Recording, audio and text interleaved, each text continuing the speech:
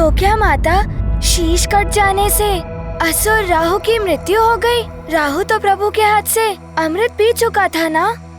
राहु की मृत्यु नहीं हुई थी हनुमान।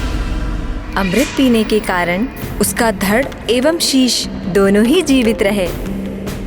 तब उसके धड़ को केतु और शीश को राहु नाम दिया गया और उस दिन से राहु ने चंद्रदेव एवं सूर्यदेव से वैर ठान लिया एवं अपना प्रतिशोध लेने के लिए वे चंद्रदेव एवं सूर्यदेव को निश्चित समय पर ग्रसते हैं, जिसे संसार सूर्य ग्रहण एवं चंद्र ग्रहण कहता है।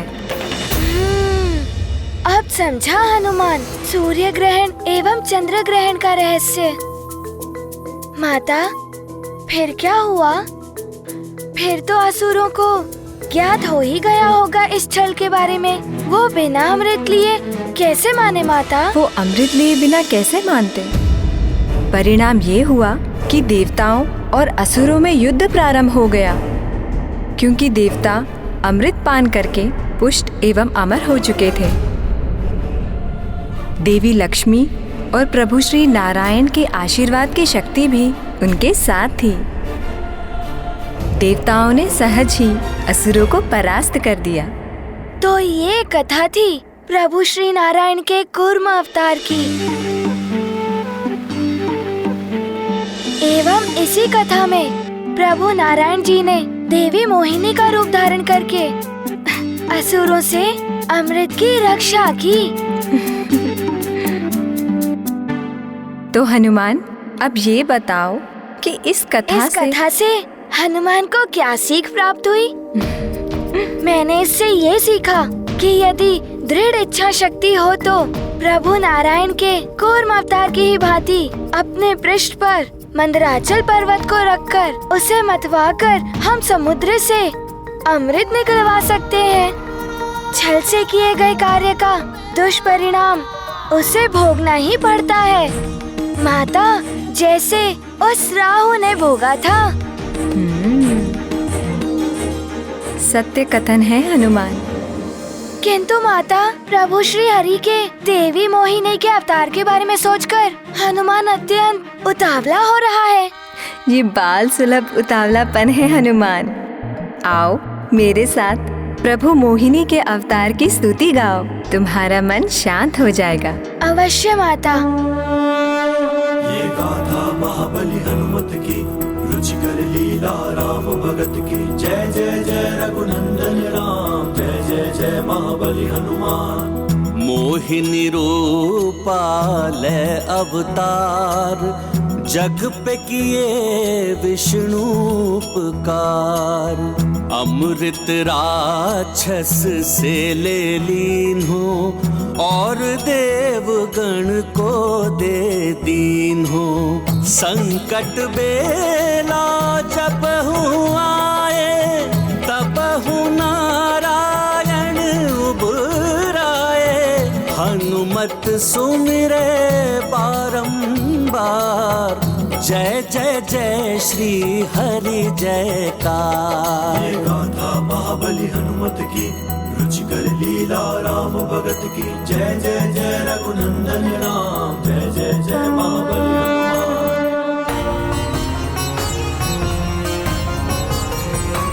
हनुमान, अब तुम्हारा मन शांत हो गया ना हनुमान? हाँ माता।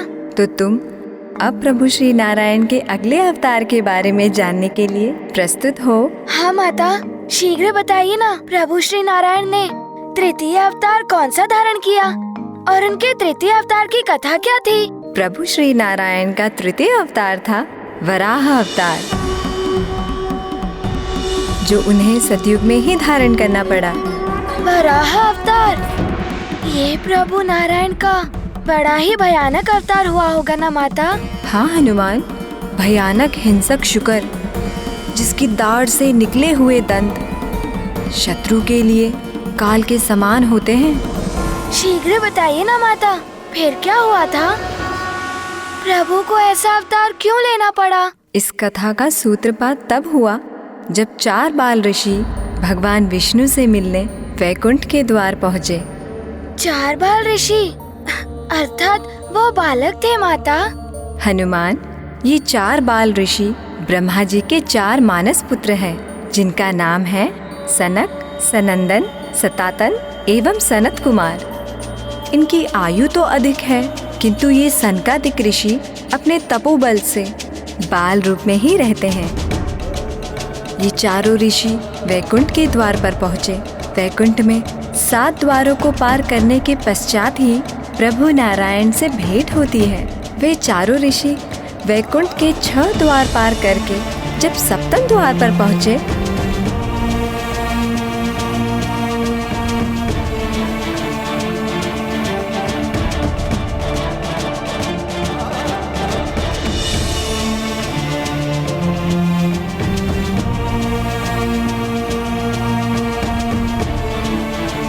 रुक जाइए बाल ऋषियों।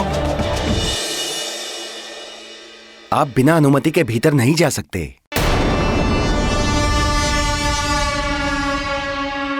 देखिए, हम चारों संकादिक ऋषि हैं।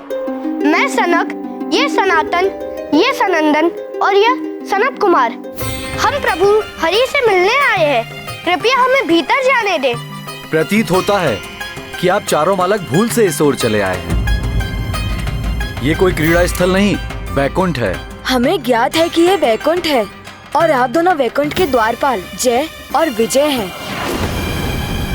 देखिए, हमें प्रभु श्री हरि के दर्शन कर लेने दीजिए। ये समय प्रभु के विश्राम का है। हम उनके विश्राम के समय में कोई विपदा नहीं डाल सकते।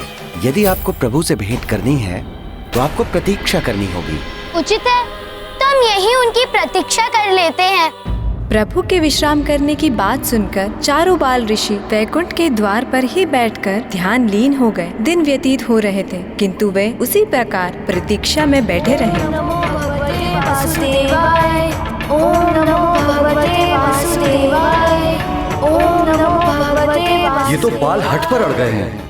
ओम नमो भगवते वासुदेवाय, ओम नमो भगवते वासुदेवाय, ओम नमो भगवते वासुदेवाय। ये चारों तो जाने का नाम ही नहीं ले रहे हैं। देखिए, आप बहुत दिनों से यहीं बैठे हुए हैं। ये कोई विश्राम स्थल या तप स्थल नहीं है। अतः आप चारों ये बालहट छोड़कर जहाँ से आए थे वहीं लौट जाइए। और ईश्वर की इच्छा हुई तो आपकी भेंट उनसे हो ही जाएगी, किंतु इस तरह आप यहाँ बैठकर अपना समय नष्ट न करें। और वैसे भी आपकी आयु अभी तप या प्रभु दर्शन की नहीं, क्रीड़ा करने की है।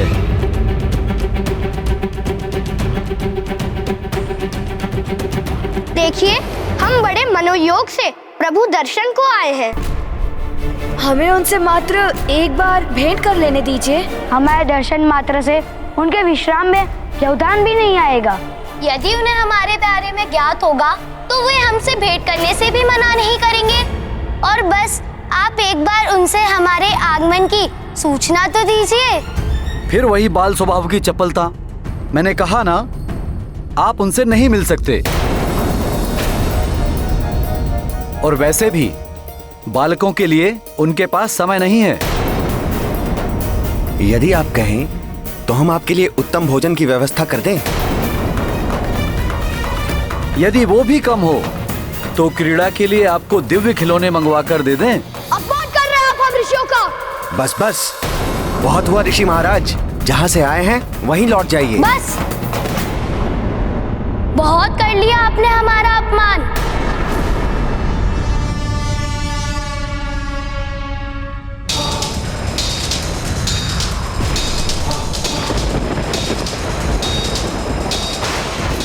जय विजय।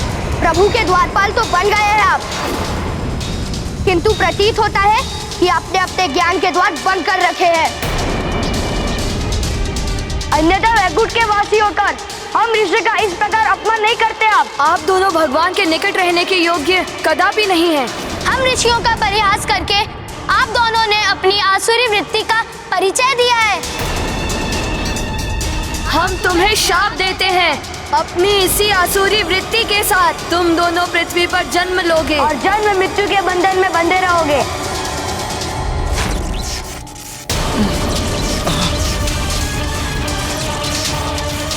ये सहसा क्या हो गया?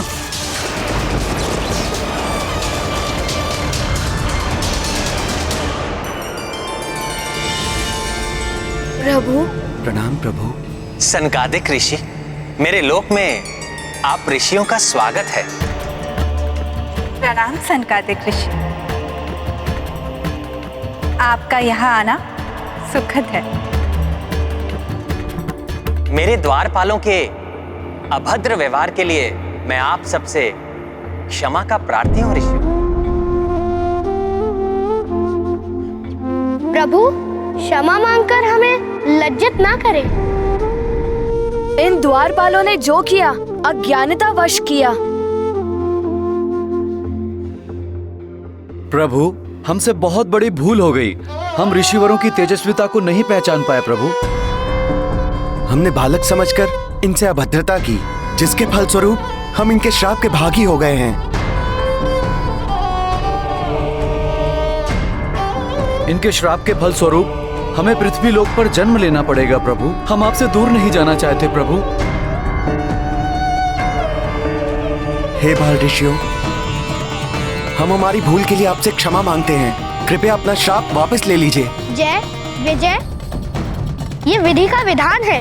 श्राप हो या वरदान, हम उसे वापस नहीं ले सकते। अतः हम ऐसा करने में असमर्थ हैं।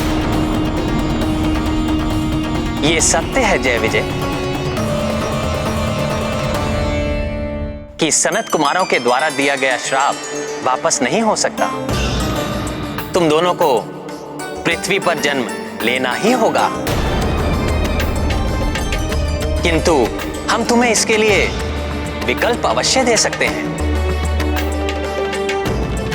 या तो तुम 7 जन्मों के लिए मेरे महाभक्त बनकर पृथ्वी पर जन्म लो, या फिर 3 जन्मों के लिए मेरे घोर शत्रु बनकर पृथ्वी पर जन्म लो। उसके पश्चात तुम वापस वैकुंठ में मेरे द्वारपाल बनकर सदा मेरे साथ रह पाओगे। किंतु अब ये तुम पर है कि तुम कौन सा विकल्प चुनते हो।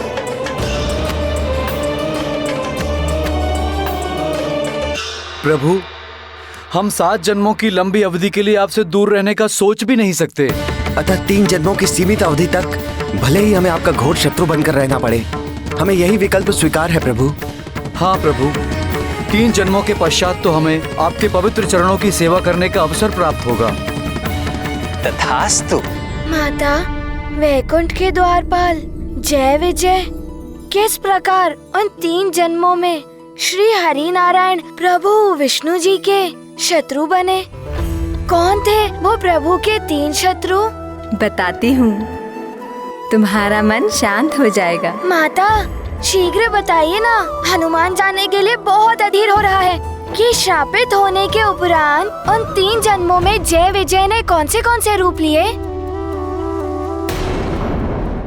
हनुमान जानने के लिए बहुत अधीर हो रहा है कि श्रापित होने के उपरांत उन 3 जन्मों में जय विजय ने कौन से रूप लिए। पुत्र, उनके तो 2 जन्म हो भी चुके हैं। उनका तृतीय जन्म आगामी युग अर्थात द्वापर युग में शिशुपाल और दंतवक्र के रूप में होना निश्चित है, और इस त्रेता युग में असुर सम्राट रावण और उनके भाई कुंभकर्ण के रूप में उन्होंने जन्म ले लिया है। अच्छा माता, तो अपने प्रथम जन्म में वो कौन थे? श्रापित होने के पश्चात सतयुग के मध्य में ही उनको गर्भ में धारण कर उनको जन्म देने वाली माता थी ऋषि कश्यप की पत्नी दिति ने जय विजय के रूप में श्री नारायण के शत्रु हिरण्यकश्यपु और हिरण्याक्ष को जन्म दिया। धैर्य रखो प्रिय, धैर्य रखो। आयु के साथ साथ उनकी आसुरी वृत्तियों में भी वृद्धि होने लगी। हिरण्यकश्यपु और हिरण्याक्ष ने अत्यंत क्रूर असुरों का रूप ले लिया। अर्थात वो निर्दोष जीवों को कष्ट देने लगे माता। हाँ पुत्र, अपने इसी स्वभाव के कारण उनका व्यवहार जगत पालक प्रभु विष्णु जी के प्रति शत्रुतापूर्ण था। छोटा भाई हिरण्याक्ष तो सदैव उपद्रव करने के लिए आतुर रहता था। धर्मपरायण और सत्यनिष्ठ व्यक्तियों को सताना, किसी का भी वध कर देना जैसे क्रीड़ा कर रहा हो। अकारण युद्ध के लिए सदैव तत्पर रहना, ऐसे दुष्कर्म थे उसके।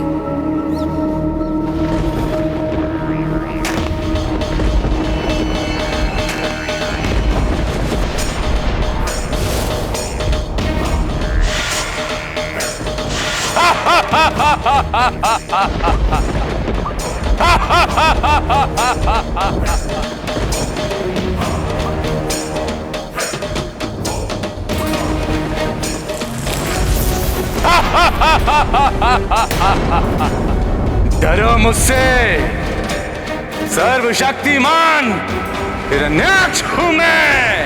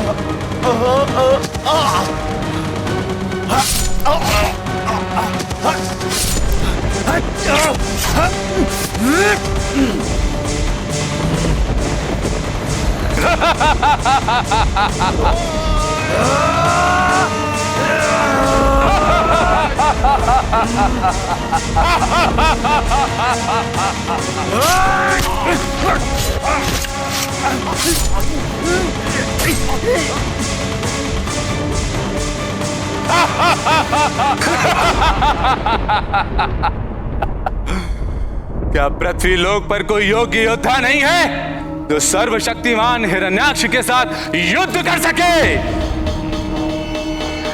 परंतु एक उत्तम विचार आया है मेरी बुद्धि में कि इंद्रदेव से युद्ध करके उनकी शक्ति की परीक्षा लूं मैं।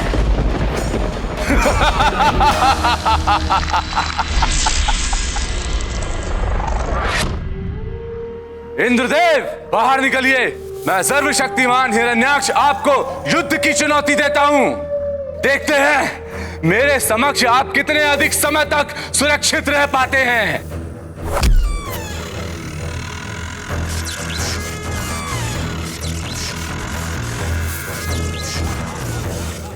उद्दंडसुर,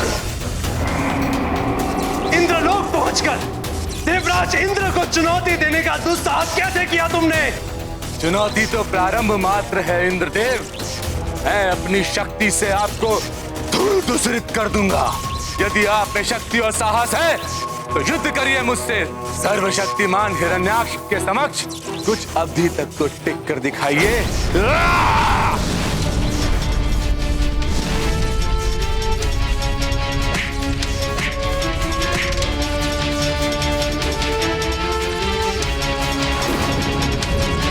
स्वयं को संभालिए देवराज इंद्र। युद्ध कौशल और बल में इससे कहीं अधिक श्रेष्ठता की अपेक्षा की थी इस सर्वशक्तिमान हिरण्याक्ष ने।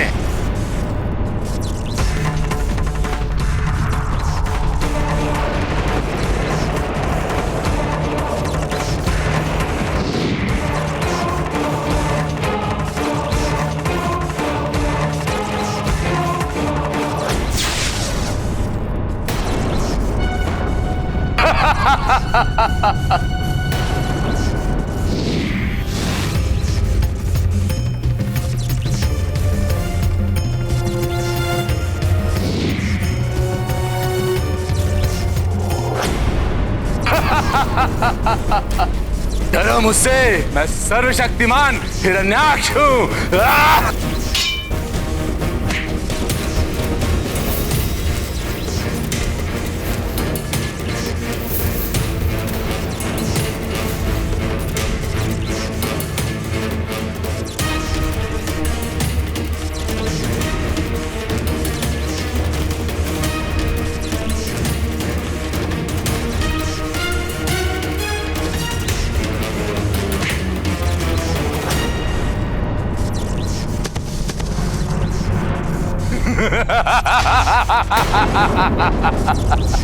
पराजय स्वीकार करते हैं इंद्रदेव, या प्राणघाती प्रहार करूं आप पर?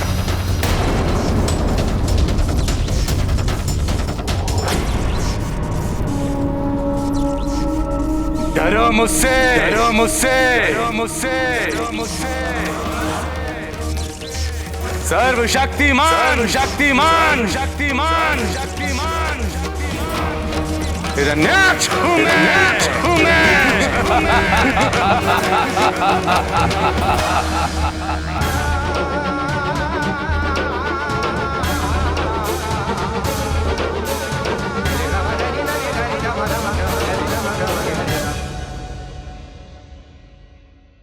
शक्ति का अभिमान पतन का कारण बनता है।